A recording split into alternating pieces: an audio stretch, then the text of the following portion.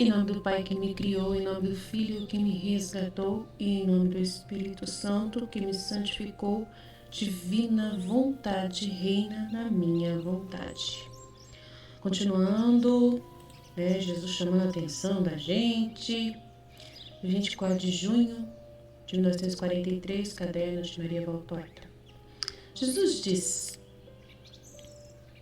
agora você entendeu o que eu queria te dizer com aquelas referências bíblicas e que tinham elas relação?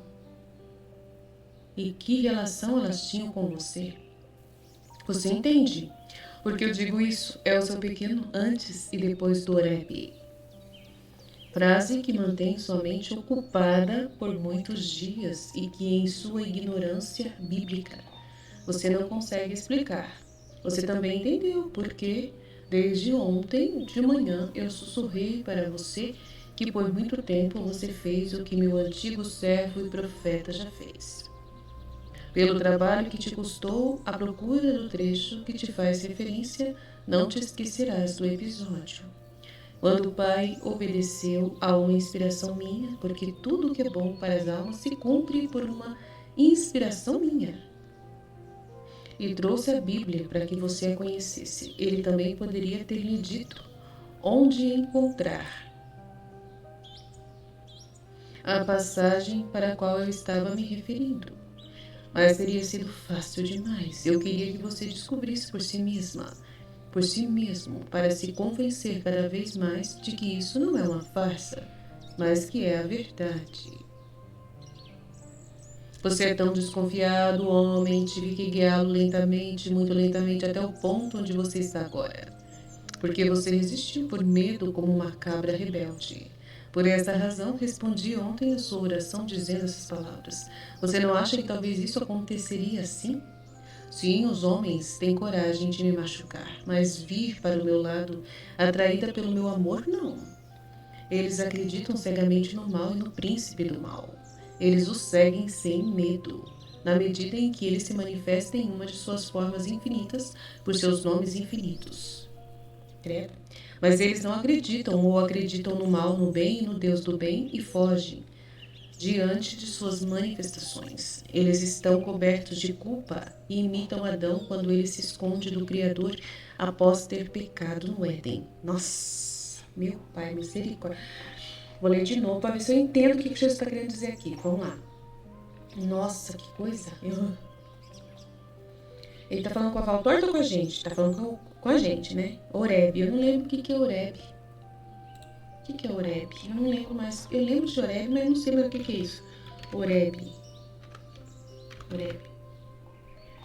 Horebe, significado. Monte Horebe, o Monte de Deus, é a montanha em que o livro do Deuteronômio na Bíblia hebraica diz que os mandamentos foram dados por Deus. Eu esqueci que chamava Monte Horebe, essa montanha. Nossa, que horror. Eu pensei que era Monte Sinai.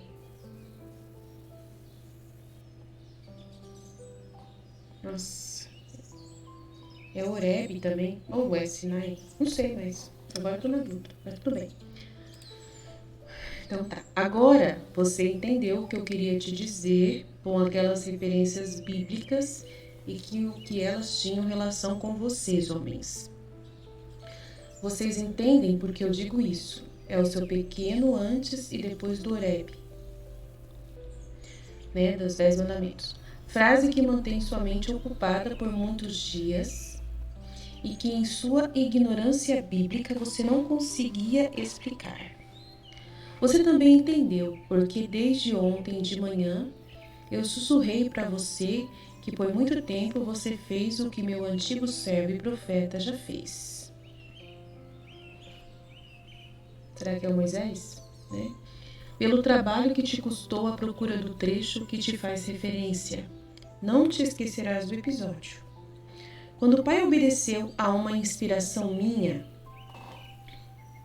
Jesus, tá falando, porque tudo que é bom para as almas se cumpre por uma inspiração minha. Então, sempre que é bom para as almas, Jesus quem manda.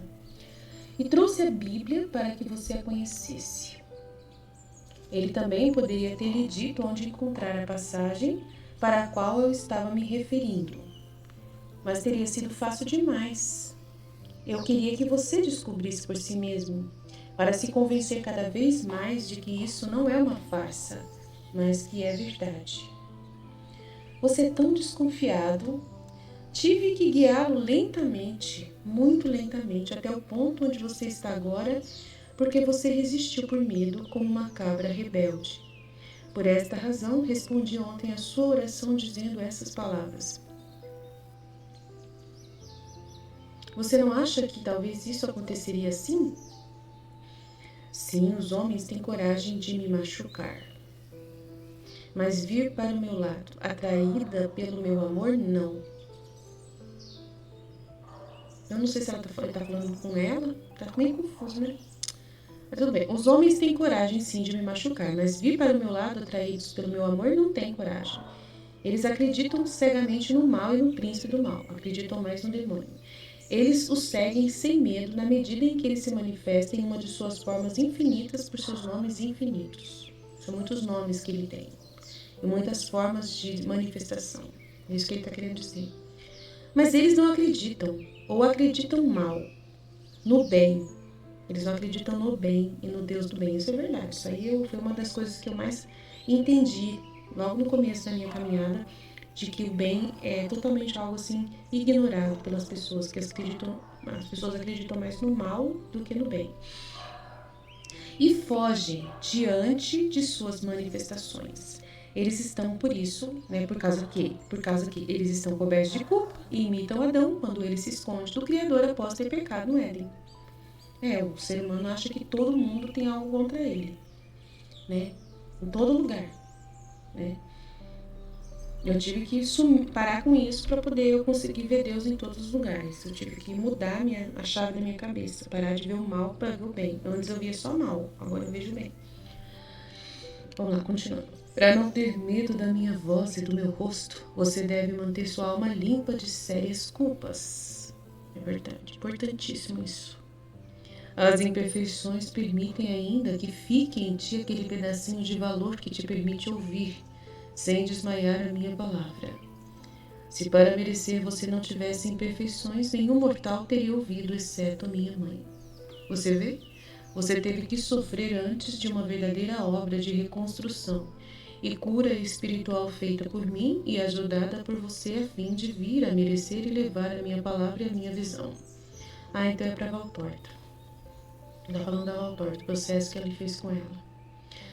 Coisa lógica. Pecado mesmo venial significa parentesco com o diabo. Onde o diabo está, Deus não pode estar. Tá vendo? Os pecadores podem ficar apavorados com uma aparição tremenda na qual o Deus irado que julga e pune aparece. E às vezes tenho feito isso para conquistar corações específicos que queria para mim e que só teria alcançado com esse meio, mas são casos raros. Prefiro atrair com amor, e o amor não é sentido por quem tem um amor culpado pelo diabo. É por isso que não mostro meu rosto todo amor às multidões. Reservo para aqueles que me amam, dando-lhes a missão de falar aos surdos, repetindo a minha palavra, pedindo-lhes que façam pequenas cópias de mim. Caridade e redenção, apaixonado e vítima. Eu irei para todos um dia, o último, mas só aqueles cuja alma foi purificada em vida pelo amor poderão sustentar, sem cair no abismo, meu rosto, meu olhar, minha voz, cujo rugido para virar os firmamentos e estremecer o abismo. Agora eu explico, senão você não vai entender nada. Ela que tá falando. Agora eu explico, realmente, eu não estava entendendo nada. Aí ela tá explicando agora, vai explicar agora. Cerca de 10 dias atrás, eu ouvi minha querida adorada dizer, Jesus, né? O meu querido adorado dizer, eu acho que é isso. Vós, enquanto no sono, ela pensava nele. Não entendi nada, mas tá bom. Você está no seu pequeno Horebe. Você está no seu pequeno Horebe. Lembre-se dele. No Monte Horebe. Essa é a casa dela ali, onde ela está tendo visões, nem igual Moisés. Tá? Desde então, muitas vezes tinha ouvido repetir, só para mim, a frase: este é o seu pequeno Horebe, antes e depois. Enquanto esforcei-me para trazer à tona uma luz histórica e geográfica, não consegui encontrar nada. Ela procurou e não conseguiu encontrar o trecho. Aí Jesus falou com ela: queria perguntar a você, porque havia entendido que era algo bíblico com a questão dos 10 justos.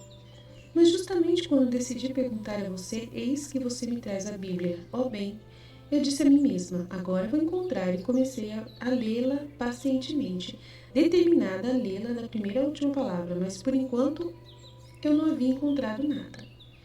Ontem de manhã, depois de ter escrito as palavras de Jesus e descrito com minhas palavras a visão, orei: ó Jesus, por que você não mostra a todos como você é divinamente belo e divinamente bom? Os homens o veriam como eu te vejo. Eles não podiam entender a tua infinita bondade, te amar com um amor que os faria bem. Marta gostaria que você mostrasse sua cara zangada para nos assustar. Eu, por outro lado, peço que mostre o seu amor. Passe para conquistar como você me conquistou. Aí ele fala sobre isso, né? Sobre aparecer bonito, né? E Jesus respondeu: seria inútil. O amor não se compreende. O amor não se compreende. Se assim fosse, alguns riam de mim, outros fugiam. Mas você também não? Por anos e anos você fugia de mim, e que nos sonhos e nas inspirações sempre apareci a ti envolto no amor. Ao longo dos outros anos, tu sempre estiveste com medo das minhas manifestações, e quando te aproximei, fez como meu antigo servo e profeta. Você cobriu o rosto para não me ver. Moisés.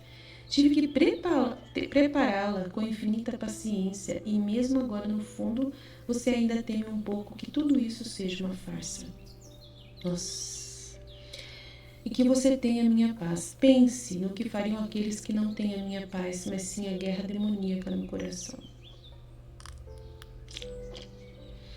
Então ela perguntou para ele assim: por que o senhor não se mostra para as pessoas, para que as pessoas te amem, te conheçam? Aí ele falou: seria inútil. O amor não se compreende. Se assim fosse, alguns riam de mim, outros fugiam. Se eu aparecesse, alguns iriam rir de mim e outros iriam fugir. Se Jesus aparecesse. Você também não? Porque anos e anos você fugiu de mim, eu aparecia e você fugia. E que nos sonhos e nas inspirações sempre aparecia a ti envolto no amor. Ao longo dos outros anos, tu sempre estiveste com medo das minhas manifestações, e quando te aproximei, fez como meu antigo profeta. Você cobriu o rosto para não me ver.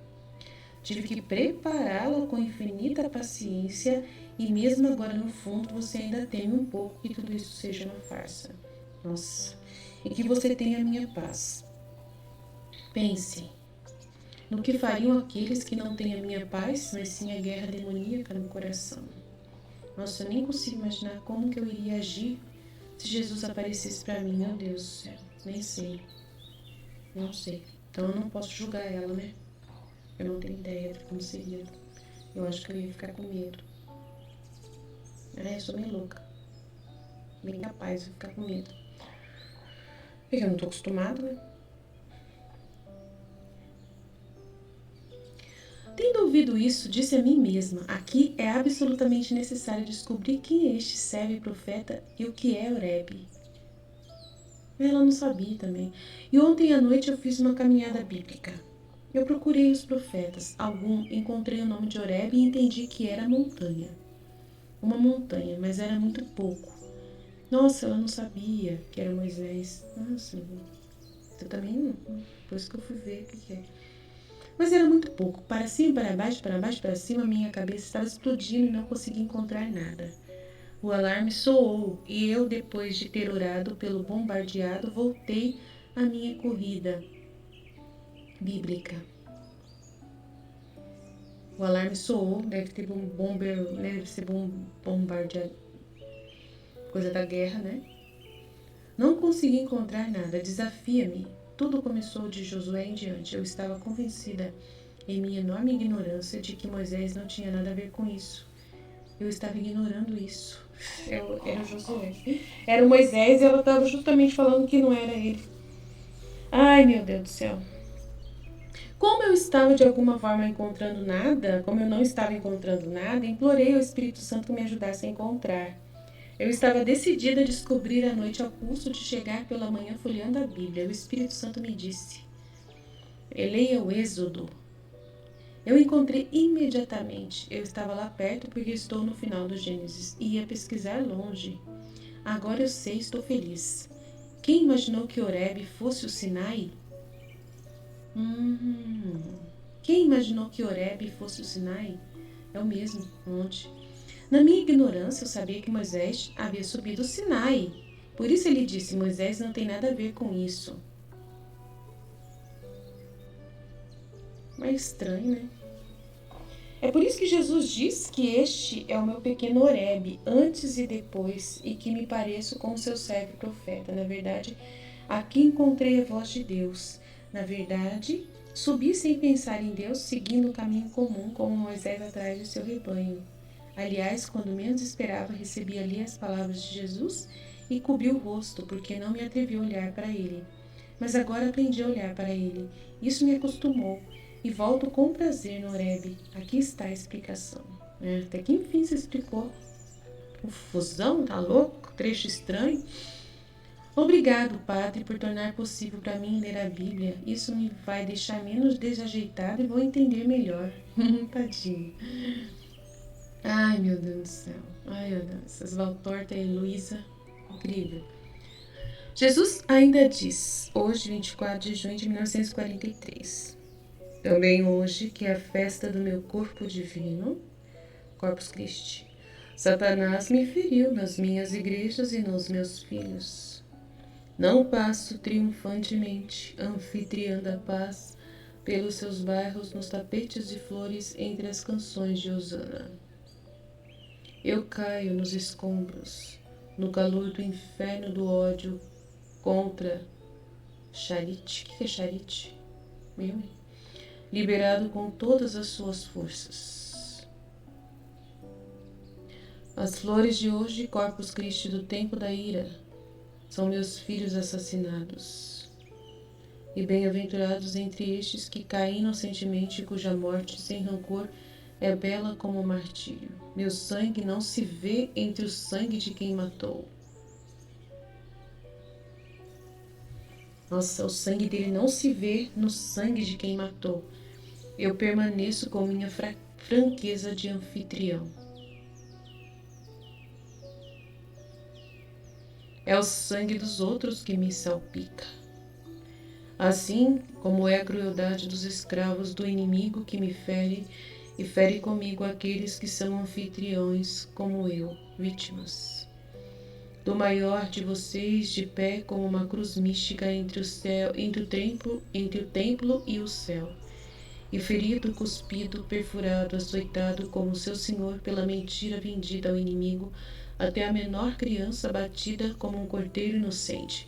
Mas esses hospedeiros não são massacrados inutilmente. Não há mancha de ódio sobre eles. Eles são as vítimas, bendito eternamente por ser as vítimas. Então hoje, que é 24 de junho de 1943, deve estar acontecendo uma guerra. Guerra, vamos ver, guerra... Em 1943, vamos ver qual que é essa. É a Guerra Mundial. Tá acontecendo bombardeios. Tá vendo?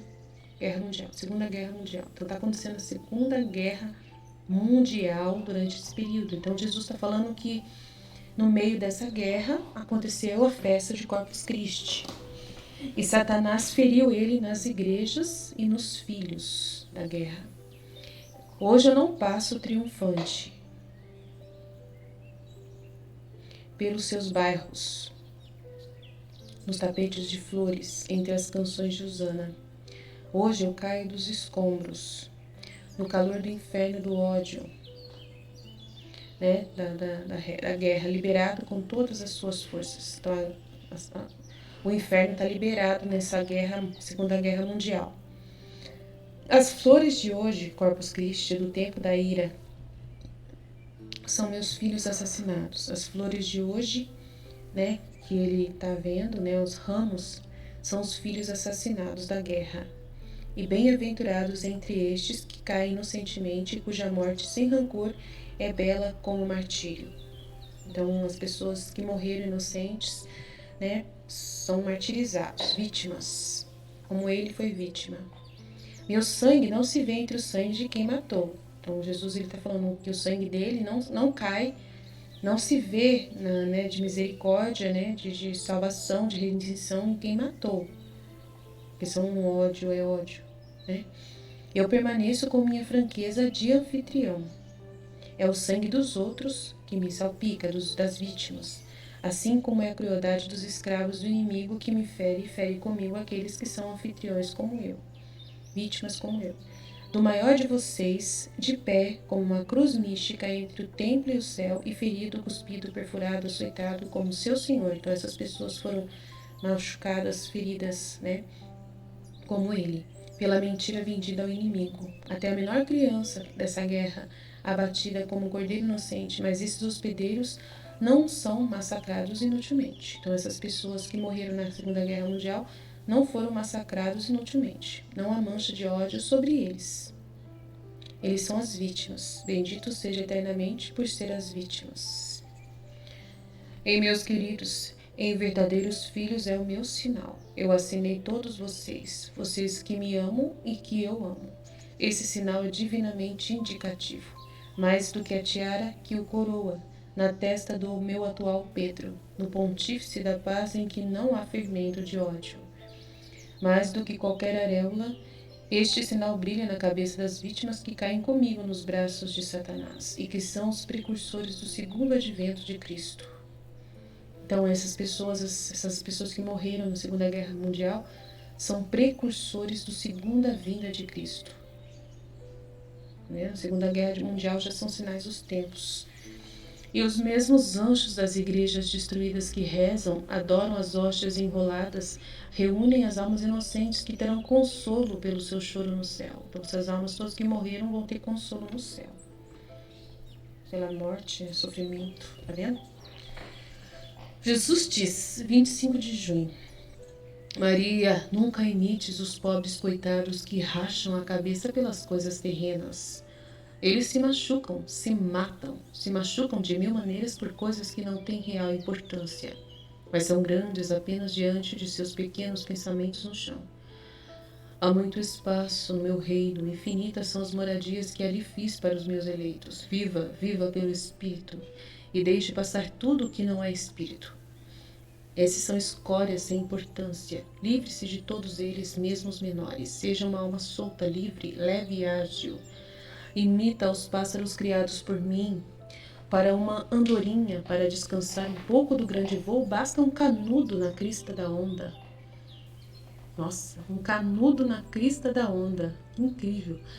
Um galho muito sutil no topo de uma árvore é suficiente para o rouxinol cantar.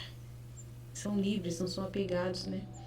Embora o mar esteja agitado, a andorinha não está submersa. Nossa, ela fica na onda do mar agitado, num canudinho incrível. O leve fio de palha é suficiente para segurá-la até o novo voo. Embora o sol seja pequeno na folhagem, para o rouxinol aquele galho é suficiente para encontrar o sol e cantar. Você também usa as coisas da terra como rouxinol e andorinha, como apoios que ajudam, mas que não são essenciais para voar e cantar, e que ficam sem saudades quando já não servem. Isso é a casa, né? O seu trabalho, né? A comida, as coisas que você tem, o seu banho, né? Sua cama, tá? Porque é a asa e a garganta que dão o voo e o canto, e não a palha e o galho. Também assim é para as almas. Não é a terra que dá o céu, mas é o céu que dá a terra, e a terra deve ser usada para ganhar impulso para o céu, não para tirar raízes doentias de um apego culpado a coisas que não são eternas. Somente Deus e as coisas de Deus são eternas e merecem seu apego. Então eu tô certo. Ontem meu marido me chamou de insensível. Na hora que a gente estava assistindo o jornal, porque as pessoas estão muito mimimi, brigando por causa de bobeira, assim. Bobeira. Eu fiquei horrorizada ontem no jornal. Quanto que as pessoas não querem morrer. Eu não quero morrer. Eu não quero morrer. Eu prefiro passar 10 dias no meu quarto do que debaixo da terra. Do que ir para debaixo da terra. O cara falou. Eu prefiro ficar 10 dias dentro de casa do que estar debaixo da terra. Ai, que idiota. Aí eu falei, nossa, que besta. Não sabe nem o que tá falando. Aí meu marido falou que eu sou insensível. Eu falei, que seja, eu seja insensível então, fazer o quê? Ai, Deus, ajuda nós, Senhor. Quando inspirei o Pai a lhe pedir sua pequena biografia, eu fiz porque sabia que era bom para você. Você expulsou ao escrevê-lo todo o amargo, todo o veneno, todo o fermento que a vida havia depositado em você. Você se limpou, você precisava dizer a si mesma tudo o que sofreu e decidiu com para um coração cristão. É o que mais conforta em ser homem. Você precisava fazer, eu direi, contabilidade espiritual para ver o quanto você deu e recebeu de Deus e de Deus. Tá vendo? Você fazer a sua biografia, fazer a sua análise da sua vida. É muito bom. Quanto você deu e recebeu de homens e mulheres. Tomadas uma a uma, as coisas da vida são muito pretas ou muito rosadas e às vezes nos enganamos quanto ao seu valor. Todo alinhado, todo rotulado como um mosaico. Você vê que o preto é necessário para não deixar a rosa brilhar muito. Vê-se que tudo entra harmoniosamente. No desígnio cara a você pela própria bondade e que o que você recebeu dela é infinitamente muito mais do que você a deu, do que o que você deu. Seja a Deus do que ao próximo.